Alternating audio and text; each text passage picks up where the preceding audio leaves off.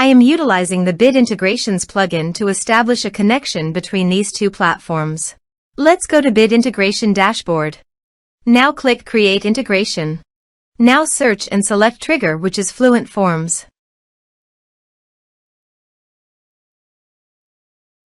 Select a form. Click Next. Search and select Mailment. Connect. Next. Choose Actions. Select a list. Select tags. Select subscription status. Map the respective fields.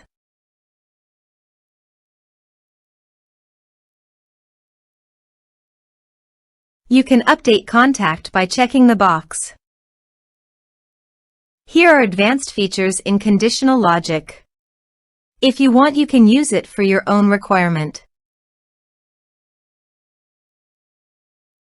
Click on Next. Finish and save it.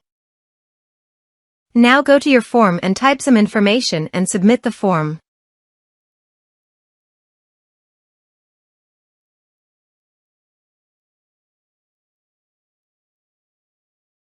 The form is successfully submitted. Now go to Mailment Contact Dashboard. And you can see the data came successfully in the Mailment.